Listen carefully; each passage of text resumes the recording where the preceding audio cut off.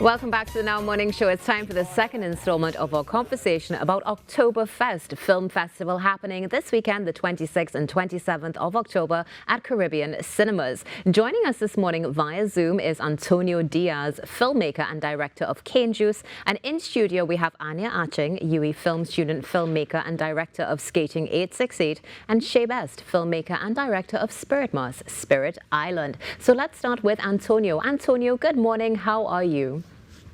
Hi, good morning. Good morning, Trinidad and Tobago. I'm doing well today. A lot of rain, but I'm okay. A lot of rain where you are. Where are you located? In Oropoon Gardens, Piaco. So yeah, definitely some rain there this morning. Well, thank you for getting out of bed to chat with us this morning. We're excited to hear a little bit about Cane Juice. But before we get into that, tell us a little bit about your journey to being a filmmaker and director.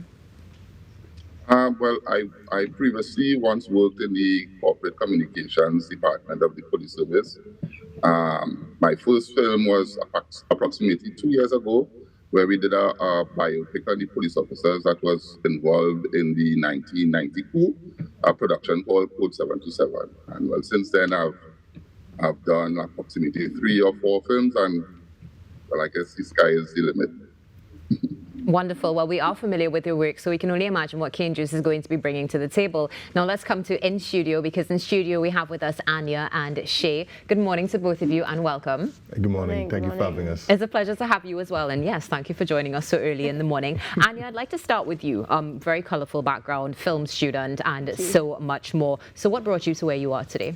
I think my dad brought me to where I am today.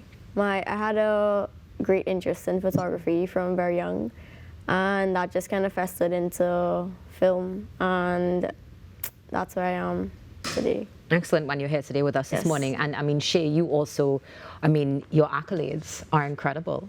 Congratulations. And thank you for being with us this morning. Tell us a little bit about your journey as well. I guess for most people, I would have been watching my father do amateur videography editing at home. And then I would have been involved in an arts company with my church. And of course, as my future developed, I always thought I would have been in IT. I wanted to be in game design because I always loved the whole idea of mixing art and technology. Fell out of love with programming. I didn't do IT. I did computer science because I always just thought I was really good at technology. Couldn't stop doing literature. And then I was at an impasse where I was like, I'm doing all these subjects that are not related. I found out about the UE film program, and then I said, you know what, I think this is my calling. I always wanted to direct video games. I always wanted to tell stories, and here I am now being able to marry literature, technology, art, and all the things that I do enjoy doing at finding home in one place. That is absolutely so beautiful. Now let's speak about that. You've married everything together for some content that many of it is already known around the world. But let's speak about Spirit Island. What was that experience like, and how did you create? So I have to go back probably like 9 years ago in terms of I was working with Marvin Eversley from Liz Bliss Entertainment. When I just got out of university, I needed experience. We did videography, but I told him, you know, I really want to make films and movies. So in 2015, we would have worked at a carnival band, and their carnival teasers used to look like behind the scenes. And I took a risk doing something a little more cinematic. And then fast forward to this, we were able to now draft an entire script and make this trailer that we were so in love with, we had to make the longer short film version of it. And we believe that Carnival allows the opportunity to express our folklore and show something beyond just the party and the festivities.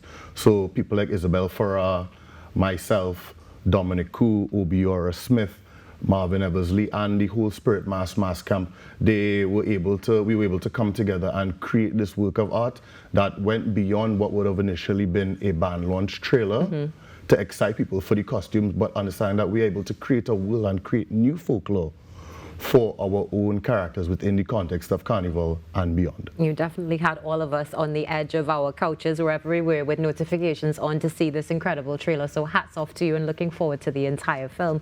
Anya, let's talk about you because you have an interest in so much more than film that you would have mentioned, but particularly Skating 868. What inspired that? I think my childhood experiences definitely inspire that. So I've always been interested in skateboarding. I don't know, I just think watching it on YouTube, on TV, seeing it, I was absolutely taken up with it. But I tried it when I was younger. I got a little penny board and I was trying to skate around, but I think that dream kind of died really fast when there wasn't any community. I really enjoy community. Right. So it was just me. None of my friends were skating, it was just me. And I felt really lonely, so I kind of gave up on that really fast. So when this opportunity came up to create a documentary, a film, or something that you were interested in, I was like, I have to go back to my roots. So I picked this topic. I had a couple friends that used to skate, just a couple guys in like Trinity.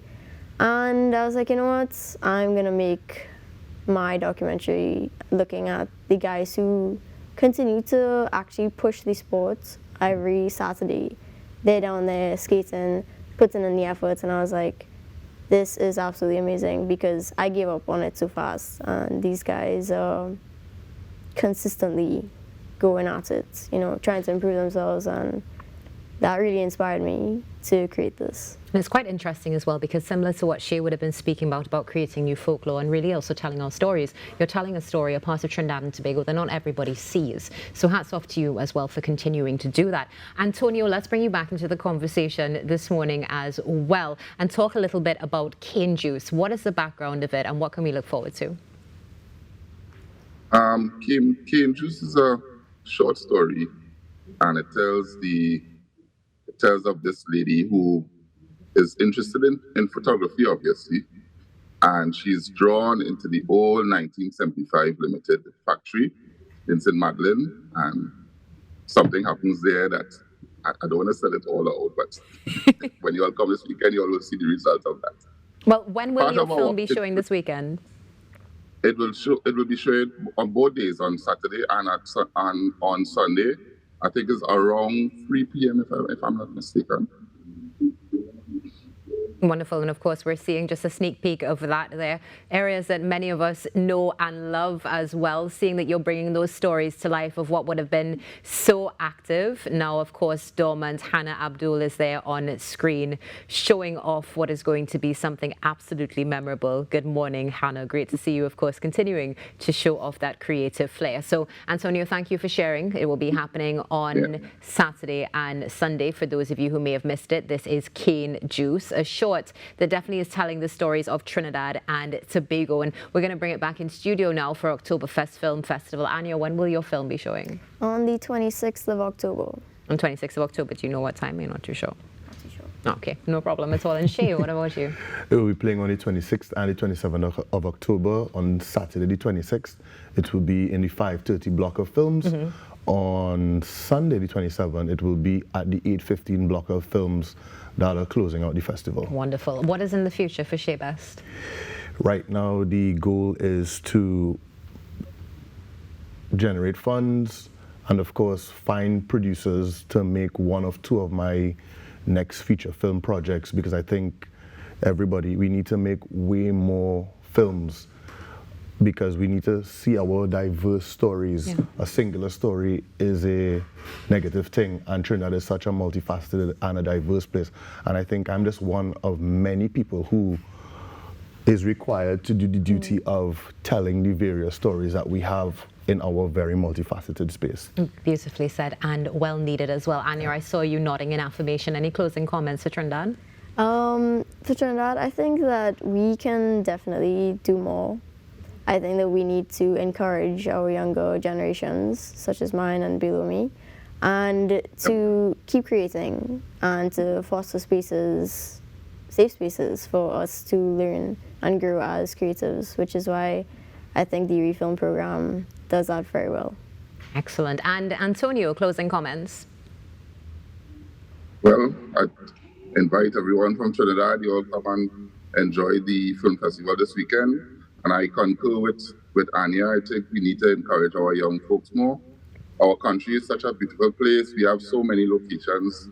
Sometimes I don't even believe I'm still in Trinidad when we're out filming, and I guess the more we encourage filming our country, I guess the more we will see the beauty. Wonderful. Well, thank you so much for joining us. Antonio Diaz, Anya Atching and Shea Best, all part of the October Film Festival happening this weekend at Caribbean Cinemas. You do not want to miss it. Let's go out and continue to support the arts and our creativity. We'll be back after this short break. In order that I should marry she